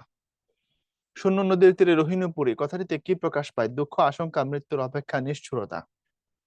উনি যে শূন্য নদীর তীরে পইড়া রইছেন বা বসে আছেন কেন? মহাকালের গর্ভে বিলীন হয়ে যাবেন। উনি এখান থেকে তো আর ফিরবেন না, ওনার ধান নিয়ে তো মাঝি চলে গেছে। তাহলে মৃত্যুর অপেক্ষা, মহাকালে বিলীন হওয়ার অপেক্ষা। সোনারতরী কবিতায় নদীটি কেমন ছিল? ছিল হচ্ছে খরস্রোতা, প্রচন্ড স্রোত ছিল। ওই জায়গায় তো বলা হয় না শান্ত ছিল, বলা হয় না ক্ষুদ্র ছিল, বলা হয় না বৃহৎ ছিল, কিন্তু এটা বলা হয়েছে চারিদিকে বাঁকা জল করেছে খেলা, বলা হয়েছে এটা খরপরশা, তাই না? এরপরে সোনারতরী কবিতার অধিকাংশ পংক্তির মাত্রা বিন্যাস ৮-৫, তোমাদেরকে বারবার বলছি এটা। গগনে গরজে মেঘ, ঘন বর্ষা। সোনারতরী কবিতায় মাঝি কেমন? মাঝি হচ্ছে নিরাসক্ত, বেটারে ডাকতাছে, পাত্তাই দেয় না, তারপরে আসছে, আসার পরে আবার সবকিছু নিয়ে চলে গেছে। আসক্তি নাই কোনো কিছুর প্রতি, টান নাই, আকর্ষণ নাই, তাকে গলানো যায় না কোনো দিকে, এদিক ওদিক করে। এই জন্য লোভী, স্বার্থপর, উচ্চবিলাসী দেওয়া যাবে না, দিতে হবে নিরাসক্ত, বই থেকে যদি কোট করো। সোনারতরী কবিতায় কয়টি চরিত্র পাওয়া যায়? দুটি, একটা মাঝি, একটা কৃষক। গান গেয়ে তরি বেয়ে কে আসে পারে, এখানে কোন অলংকার ফুটে উঠেছে? উপমা, উৎপ্রেক্ষা, চিত্রকল্প, রূপক। গান গেয়ে তরি বেয়ে কে আসে পারে, খেয়াল করো, গান গাইতেছে, তরি বাইতেছে, পারে আসতেছে, তাহলে ঘটনা। যদি কোথাও ঘটনা থাকে তখন সেটা চিত্রকল্প হয়, মনে রাখবা। আর যদি কোথাও বিষয়ের সাথে বিষয়ের তুলনা হয় তখন সেটাকে উপমা বলা হয়। কৃষক কিভাবে, আর প্রশ্ন করতে হবে উৎপ্রেক্ষা কি? উৎপ্রেক্ষা হচ্ছে গভীরতম উপমা যেটা, সেটাকে বলা হয় উৎপ্রেক্ষা। উপমাই উৎপ্রেক্ষা, তবে সাধারণ উপমা হচ্ছে উপমা, যেমন মেঘ কালো চুল। আর গভীরতম উপমা যদি হয় তখন সেটাকে বলা হয় উৎপ্রেক্ষা। এরপরে কৃষক কিভাবে তার সোনার ফসল মাঝিকে তুলে দিয়েছে থরে ভিতরে, উদাস হয়ে, ক্ষিপ্ত হয়ে, গভীর বেদনায় তুলে দিয়েছে থরে ভিতরে। সোনারতরী কবিতায় ঢেউগুলি কেমন ছিল? নিরুপায়, ঢেউগুলি নিরুপায়, ভাঙে দুধারে। এরপরে প্রশ্ন, ওগো তুমি কোথাও যাও কোন বিদেশে, এখানে তুমি কে? তুমি হচ্ছে মাঝি। রবীন্দ্রনাথ ঠাকুর কত সালে জন্মগ্রহণ করেন? 1861। আমার এই সোনার ধানে গিয়েছে বুড়ি, আমার এই সোনার ধানে গিয়েছে ভরি, ঠাই নাই, ঠাই নাই ছোট সে তরি, আমার এই সোনার ধানে গিয়েছে ভরি। এই পংক্তির আগের পংক্তি হলো এটা। পরপার বলতে সোনারতরী কবিতায় কি বোঝানো হয়েছে? নদীর অন্য তীর, ওপারের গ্রাম, ঘুমের জগৎ, মৃত্যু পরবর্তী জগৎ। সোনারতরী কবিতায় বোঝানো হয়েছে কি, খেয়াল করো। আহ পরপারে দেখিয়া আঁকা, তরু ছায়া মসি মাখা, গ্রামখানি মেঘে ঢাকা, প্রভাত বেলা। এখন দুই ভাবে তুমি এখান থেকে অর্থ ক্রিয়েট করতে পারো। একটা হচ্ছে তুমি যদি লাইন টু লাইন কোড করো তাহলে এক জিনিস, আরেকটা হচ্ছে তুমি যদি এখানে যেটা বোঝানো হয়েছে সেটা যদি নাও, সেটা আরেক জিনিস। দেখো, পরপার কবিতার লাইনের ভিতরে ঢুকো। পরপারে দেখি আঁকা, তরু ছায়া মসি মাখা, গ্রামখানি মেঘে ঢাকা, প্রভাত বেলা। তাহলে নদীর ওই পারে একটা গ্রাম আছে, সকালবেলা এটা তরু ছায়া মশি মাখা অবস্থায়, এর মানে নদীর অন্য তীর। এখন মৃত্যু পরবর্তী জগৎ নেওয়া যাবে কিনা? পরপার শব্দের অর্থ তো এটা, আমরা বলছি যে পরপারে পাড়ি জমাইছে। পরপার কথাটা মৃত্যু পরবর্তী জগৎ অর্থে ব্যবহার হতে পারে, কিন্তু কবিতায় সেটা নদীর অন্য তীরকে মিন করা হয়েছে। এবার বুঝছো? সোনার তরী কবিতা সোনার তরী কথাটি কেমন অর্থ প্রকাশ করে? সোনার তরী কথাটি কেমন অর্থ প্রকাশ করে? মুখ্যার্থ, ভাবার্থ, ব্যঞ্জনার্থ, বিপরীতার্থ। ব্যঞ্জনার্থ, কারণ এই সোনার তরী কথাটার সরাসরি ডাইমেনশন না, যা লেখা হয়েছে তাই বোঝানো হয়েছে না। কথা বুঝতে পারছো? সেক্ষেত্রে আমরা এটা ব্যঞ্জন আছে সেই অর্থে আমরা নিলাম। সোনার তরী কবিতায় কোন মাসের উল্লেখ করা আছে? শ্রাবণ, গগন ঘিরে ঘন মেঘ ঘুরে ঘুরে ফিরে। রাশি রাশি কোন পদ? রাশি রাশি এখানে হচ্ছে বিশেষণ এবং নির্ধারক বিশেষণ, আলোচনা করে আসছি। কত বছর বয়সে রবীন্দ্রনাথ ঠাকুর বনফুল কাব্যগ্রন্থ রচনা করেন? রচনা করেন বলা মুশকিল, কিন্তু তার যখন বয়স মাত্র 15 তখন বনফুল প্রকাশিত হয়েছিল। তো আমরা ধরে নিব এটা 15 বছর, সেই অর্থে আমরা একে পিক করবো এখান থেকে। সোনার কবিতায় চিরায়ত শিল্পলোক অর্থে কোন শব্দের ব্যবহার করা হয়েছে? বিদেশ, কৌখ বই, সোনার তরী। লাগছে তো ভেজাল এখন? তোমাদেরকে কিছুক্ষণ আগে ভাই লিখে দিয়ে আসছিলাম, এখন উত্তর যদি নিতে হয় সোনার তরীটাও বিদেশটাও। আর নিচে এবং ক এবং খ দুটোর কথা বলা আছে, সোনার ধান যেহেতু সৃষ্টি সম্ভার, সেক্ষেত্রে আমরা উত্তর নেওয়ার সময় এখন নিচেরটা নিব। কাজে লাগছে ভাই, তোমাদের যেটা লিখে দিয়েছিলাম এটা এখন আবার। কোনটিকে দেখে কবির চেনা মনে হয় মাঝিকে দেখে? দেখে যেন মনে হয় চিনি উহারে। উহারে মানে মাঝিকে চিনেন। এই সুদের মধ্যে প্রথম নোবেল পুরস্কার পান কে? রবীন্দ্রনাথ, 1913। ওকে। এরপরে হচ্ছে ভাড়া ভাড়া শব্দের অর্থ কি? অনেক ক্ষুদ্র ধান রাখার পাত্রের সমষ্টি পরিপূর্ণ। শব্দের অর্থ কি? খুব খেয়াল করো, রাশি রাশি ধান, ভাড়া ভাড়া ধান, এটা অনেক এ অর্থে বেশি। আবার ধান রাখার পাত্রের সমষ্টি ভাড়া ভাড়া ধান, অনেকগুলো ভাড়া ভাড়া ধান, তাহলে এটা আরো বেশি সঠিক। তাহলে আমরা এটা নিলাম। বারেক কোন সমাস? বহুব্রীহি, তৎপুরুষ, নিত্য কর্মধারয়। বারেক মানে হচ্ছে একবার মাত্র। তো মাত্র যদি থাকে, অন্তর যদি থাকে, কেবল দর্শন, দর্শন মাত্র, গ্রামান্তর, অন্য গ্রাম, মাত্র এবং অন্তর যদি থাকে সেটা নিত্য সমাস হয়, মনে রাখবা। মাঝিকে কোথায় তরি ভেড়ানোর কথা বলা হয়েছে? বলা হয়েছে ধান খেতে নদীকূলে পরপারে দূরবর্তী গ্রামে। উনি ছিলেন কোথায়? উনি ছিলেন হচ্ছে নদীকূলে। তো ওই জায়গায় তাকে ধান তরিটাকে বা নৌকাটাকে ভেড়াইতে বলা হয়েছে। কখনো গরজে মেঘ ঘন বর্ষা, কুলে একা বসে আছি নাহি ভরসা। বাক্যটি কি নির্দেশ করে? কবির সৃষ্টি সম্ভার, কালস্রোত, মহাকালের বিস্তৃতি, বিপন্ন কৃষক। কৃষক এখানে মারাত্মক বিপদে আছেন। কথা কি বুঝতে পারছো? বিপন্ন কৃষক মনে রাখবা, টেনশনে পড়া কৃষক। তারপরে আসো, সোনার তরী কবিতায় কবির কোনটির ব্যাপারে সংশয় রয়েছে? মাঝি, সোনার ধান, সোনার তরী, পরপার। উনি সংশয় প্রকাশ করেছেন কোনটাকে নিয়ে এখানে? খেয়াল করো, উনি নিজে ধান ফলাইছেন, এটার ব্যাপারে তার কোনো সংশয় নাই। পরপার উনি দেখতে পাচ্ছেন, সংশয় নাই। সোনার তরীর ব্যাপারে সংশয় আসার প্রশ্নই আসে না, এটা একটা তরী। কিন্তু দেখে যেন মনে হয় চিনি ওহারে। উনি কিন্তু এই কথা বলেন নাই যে উনি অমুক আমার ক্লাসমেট, আমার ছোট ভাই, বলছেন? উনি কি বলছেন এটা অমুক মাঝি? বলছেন? বলছেন যে যে আসছে গান গাইতে গাইতে তরি বাইতে বাইতে, আমার দেখে মনে হচ্ছে আমি তাকে চিনি। এটা দেখে যেন মনে হয় চিনি ওহারে মাঝি। এখন আমারে লৌহ করুণা করে, এখানে আমারে বলতে কৃষক বলতে কাকে বোঝানো হয়েছে? ভূস্বামী মৃত্যু মাঝি কৃষক। কৃষক। তুমি শুধু শুধু তুমি নিয়ে যাও ক্ষণিক হেসে, এখানে কোনটাকে নিয়ে যাওয়ার কথা বলা হয়েছে? শিল্প সম্ভার, সোনার তরীকে, মাঝিকে, কবিকে। শুধু তুমি নিয়ে যাও ক্ষণিক হেসে, খেয়াল করো, তুমি এটা নিয়ে যাও তারপরে যাকে খুশি তাকে দিয়ে দাও, মানে শিল্প সম্ভার, তাই না? ওনার তৈরি করা সমস্ত শিল্প সম্ভার শুধু তুমি নিয়ে যাও ক্ষণিক হেসে। কবি ছোট ক্ষেত বলতে কি বুঝাইছেন? ছোট ক্ষেত মানে এখানে কি আসলে ক্ষেতের সাইজ নাকি জীবনের সংক্ষিপ্ত প্রবাহ? কবি ছোট ক্ষেত বলতে আয়তনে ছোট জমি, নদীর ছোট চর, অজানার দেশ, জীবন পরিধি। খেয়াল করো, মানুষের জীবন খুব সামান্য সময়ের জন্য আসে, ঠিক না? আমরা পৃথিবীতে কতদিন বেঁচে থাকি? যদি তুমি আসো, তোমার জীবনের যে পরিসর সেটা কতদিন? সংক্ষিপ্ত সময় না, মানে আমাদের যে লাইফ জার্নি, আমরা যেটাকে লাইফ জার্নি বলি, বিশ্ব ব্রহ্মাণ্ডের তুলনায় পৃথিবী খুব ছোট।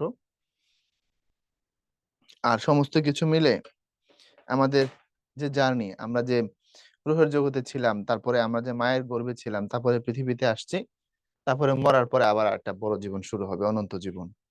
তো সেই জায়গায় ছোট ক্ষেত, মানে ছোট্ট একটা অবস্থা, তোমার জীবনের যে পরিধি খুব সামান্য আয়তনে ছোট জমি। এটা শাব্দিক অর্থ বলছে কবি, বলতে কি বুঝিয়েছেন, বলতে কি বুঝিয়েছেন যদি ধরো, সেক্ষেত্রে একদম ডেফিনেটলি জীবনের পরিধি, এটা ছোট্ট জীবন আমাদের, আমরা খুব সামান্য সময়ের জন্য এখানে আসি। কথা বুঝাইতে পারলাম?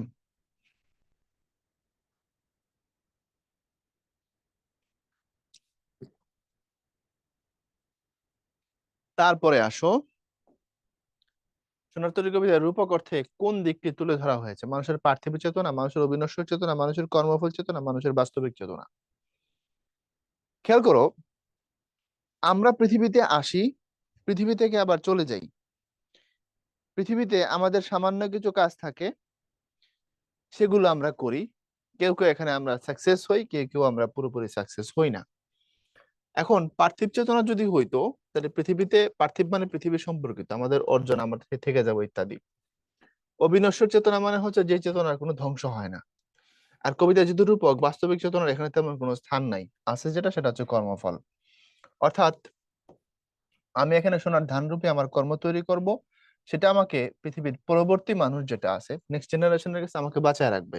তাহলে মানুষের কর্মফল চেতনা নিঃসন্দেহে। যত চাও তত লও তরণী পড়ে, লাইনটিতে যত তত কে হিসেবে ব্যবহার করা হয়েছে সাপেক্ষ সর্বনাম। সাপেক্ষ সর্বনাম, দেখো যত তত।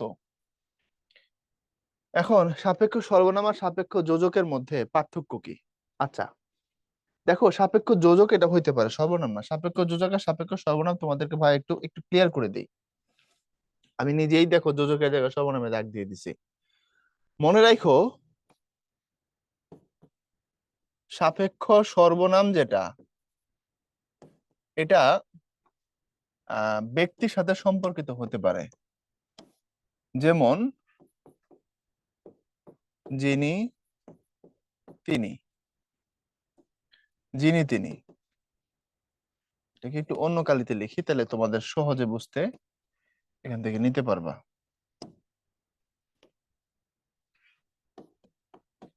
সাপেক্ষ সর্বনাম ব্যক্তির সাথে হতে পারে, যেমন যিনি, তিনি, যে, সে,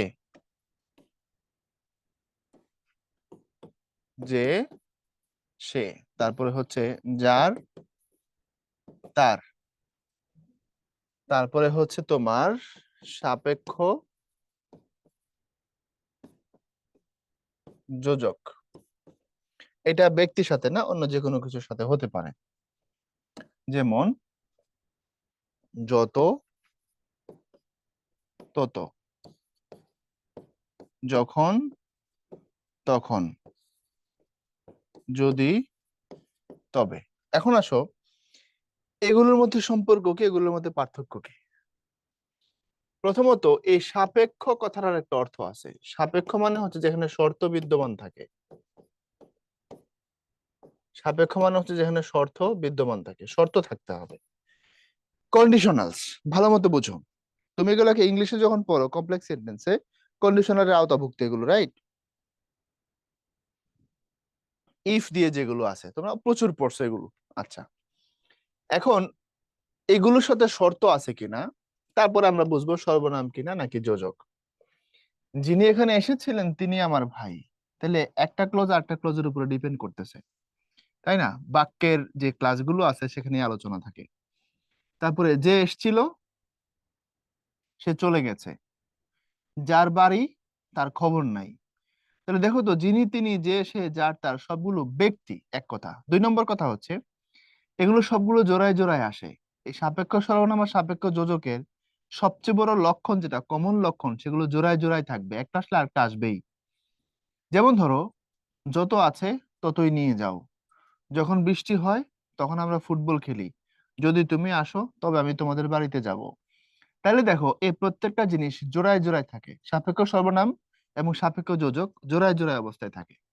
এখন এটাকে কেন যোজক বললাম? এখানে ব্যক্তির উপস্থিতি নাই, এটাকে কেন সর্বনাম বললাম? কারণ এখানে ব্যক্তির উপস্থিতি আছে, এটা প্রোনাউন হিসেবে কাজ করতেছে। দেখো, যিনি, তিনি, যে, সে, যার, তার। এখন এখান থেকে তাহলে সিদ্ধান্ত কে নিতে পারি? খেয়াল করে দেখো তো, সকল সাপেক্ষ সর্বনামই সাপেক্ষ যোজক, কিন্তু সকল সাপেক্ষ যোজক সাপেক্ষ সর্বনাম না। ভালো করে বুঝো, যেটা সর্বনাম এটা কিন্তু যোজকের কাজই করতেছে, যেটা যোজক সেটাও যোজকের কাজই করতেছে, যুক্ত করে। যোজক মানে কি? যুক্ত করে। তাহলে যিনি, তিনি, যিনি এখানে এসেছিলেন তিনি আমার পূর্ব পরিচিত। তাহলে খেয়াল করতো, যিনি, তিনি এখানে মূলত যোজকের কাজ করতেছে। তবে যোজকটা হচ্ছে সে সর্বনাম হিসেবে, আর এখানে যোজকটা সর্বনাম হিসাবে হচ্ছে না। তাইলে এই যত তত, যখন তখন, যদি তবে, যার তার, যে সে, সবগুলোই কিন্তু যোজক, কারণ সবগুলো যুক্তকারীর কাজ করে। এটার সাথে ব্যক্তি রিলেটেড, তার জন্য সর্বনাম। এখানে ব্যক্তি রিলেটেড না, তার জন্য যোজক। তাহলে ডিসিশন হলো সকল সাপেক্ষ সর্বনামই সাপেক্ষ যোজক, কিন্তু সকল সাপেক্ষ যোজক সাপেক্ষ সর্বনাম নয়। বুঝতে পারছো? কারণ সর্বনামটা যোজক হতে পারে, কিন্তু এখানে যেগুলো সেফ যোজক এগুলো সর্বনাম হইতে পারে না, এই জন্য বললাম। তাহলে এখানে লক্ষণ যেটা মনে রাখবে, এগুলো সবগুলো কমপ্লেক্স সেন্টেন্সে ইউজ হয়, মানে জটিল বাক্যে, এবং সবগুলো জোড়ায় জোড়ায় আসে, একটা আসলে আরেকটা আসে। যেহেতু একটা আসলে আরেকটা আসেই, একটা আরেকটার উপর ডিপেন্ড করে, শর্ত থাকে, এই জন্য এটাকে সাপেক্ষ বলা হয়। এখন যত তত যেটা আছে, যত তত, এটা যেহেতু তোমার ব্যক্তির সাথে রিলেট করে না, শুধু যোজক, এই জন্য আমরা উত্তর নিব হচ্ছে সাপেক্ষ যোজক। তবে এখান থেকে মাথায় রেখো, সকল সাপেক্ষ সর্বনামই সাপেক্ষ যোজক, কিন্তু সকল সাপেক্ষ যোজক কি নয়? সাপেক্ষ সর্বনাম নয়।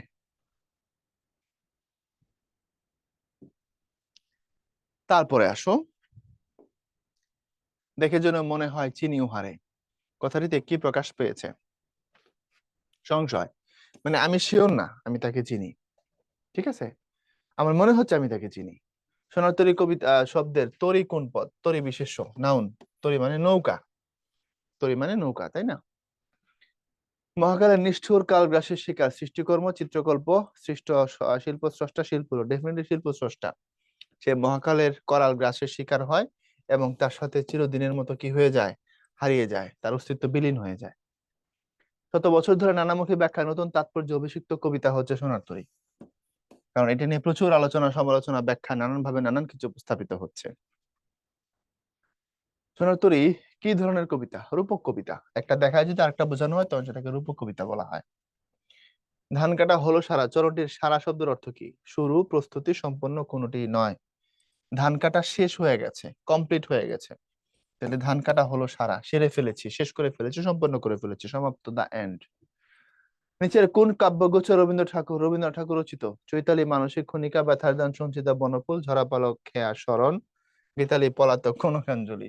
চৈতালি, মানসিক খনিকা সবগুলো রবীন্দ্রনাথের। এখানে ঝামেলা আছে যে ব্যথার দান নজরুলের, সঞ্চিতা নজরুলের, বনফুল রবীন্দ্রনাথের, ঝরাপালক আবার তোমার হচ্ছে জীবনানন্দের, খেয়া স্মরণ রবীন্দ্রনাথের, গীতালি, পলাতক, কনকাঞ্জলি। গীতালি, পলাতক, এটা পালাতক লেখা আছে, এগুলো রবীন্দ্রনাথের। কনকাঞ্জলি মনে হয় পুষ্পাঞ্জলি, কুসুমাঞ্জলি ইসমাইল হোসেন সিরাজির, কনকাঞ্জলি যেন কার? তাহলে খেয়াল করে দেখো, যদি গুচ্ছ বলতে হয় তাহলে চৈতালি, মানসিক খনিকা, এইটাই হচ্ছে রবীন্দ্র গুচ্ছ। তো এই ছিল তোমাদের সাথে আয়োজন, আশা করি ভালো সময় কাটাইছি। ভালো থাকো, আবার কথা হবে। আল্লাহ হাফেজ।